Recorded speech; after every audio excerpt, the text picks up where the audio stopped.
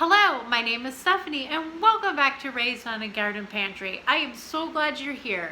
Now today I'm going to make a really simple dish, very light. It's extremely hot outside and you just need a light little snack. And I have a ton of tomatoes, and they're all like cherry tomatoes that have been growing in the garden that I need to use or find something to make with. Today I'm going to make bruschetta, and my family loves bruschetta, and I'm going to use this olive oil in the bruschetta, and it's called Rallis olive oil. Now this is an organic olive oil that I absolutely adore.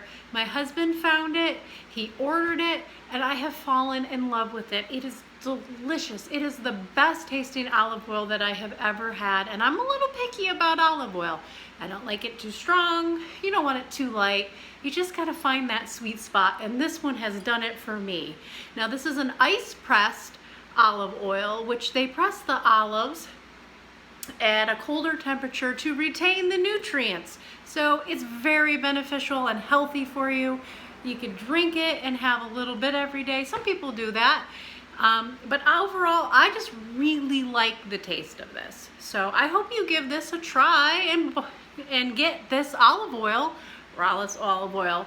And it is Greek olive oil. It's not Italian.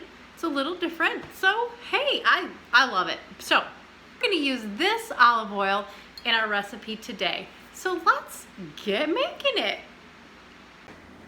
So this is how we're going to make our bruschetta. The first thing I'm going to do, I have some garlic here. I might not use all of this. It just depends. And I'm just going to crush it. I have this really cool tool that I use. I think this is for me. This has been one of the best tools to chop up the garlic. I mean, it works really good for me. I've tried the garlic press. They hurt my hand. My hands hurt after a while. You know, they hurt, and it's hard to get it all. And this one, you can just kind of keep pressing it down, and it works really good. So we'll get this kind of chopped up. All right, and then we'll put it in here, and that will sit for us. All right, so now I got all these tomatoes back here. I'm just gonna start. I have a lot of cherry tomatoes left in my garden. Now all my cherry tomatoes, I think I've said this before on my videos, all came up on their own in certain places in the garden where I've had tomatoes, and I just moved them over to one spot and they've grown. So that was really a nice little gift that I got in the garden. But the reason I didn't plant cherry tomatoes this year is because it just seems like I have so many. But I guess, you know, we have them, so we use them. So a lot of times, I mean, we can eat only so many. You can give them away to only so many people with tomatoes. So this is why this recipe is really good, because you can use up a lot of those extra tomatoes that you have, and you can make a really simple dish. Now my kids will eat this just for a snack. They'll eat it with their dinner. Now they've been eating a lot of tomatoes, so sometimes I'll have, they've been eating a lot of tomatoes, so they get kind of tired of them. But you know, this is the time of year to eat them fresh and delicious. I haven't canned any, but I haven't had a lot of the, oh, doesn't look too good, the big tomatoes. So I did have enough. I didn't have enough to can any this year. I've talked about that in some of my other videos because my tomatoes the beefsteak ones didn't get really large. But so all I did is do the same process, except I just put them in the freezer in freezer bags. So I'll use those up fast. Anyway, let me grab a spoon. What I'm gonna do is put this in this little bowl here. Let's see. All I do is put my olives. All I do is put my tomatoes in here. And then, might be a little bit of a small bowl, and I have some garlic, and I'm going to put in there. You know, you put to your taste what you want, right? And then I'm going to add some salt. The salt is, I forgot, it's a natural salt, so it kind of sticks together. A little salt to your taste, and pepper to your taste, and that's all I do. Now we're gonna put in the Rallis olive oil, which is really good. And I like to use this as a finishing olive oil. And you can see it, just kind of put it in there to your taste. And then we'll give it a mix. Now the Rallis olive oil is really good. It is, like I said, the ice pressed. It helps with the lower temperature. It helps retain its nutrients and its natural fruitiness, which really shines through this. And it's a delicious, flavorful olive oil. I think it needs a little bit more. Now you can use regular other tomatoes too, if you want. But here, there's the olive oil. See, it's very light. It's not heavy. All those wonderful nutrients that you need. And the colder of the press of it keeps the acidity levels in here too, to even make it a more palatable taste. So I highly recommend it. But enough said about that. Let's try this bruschetta. You know what I forgot? Is the basil. Let me run out to the garden and get the basil. All right, so I ran out to the garden. I just rinsed it off, and here's my basil. This is pretty much all the basil I have left in the garden.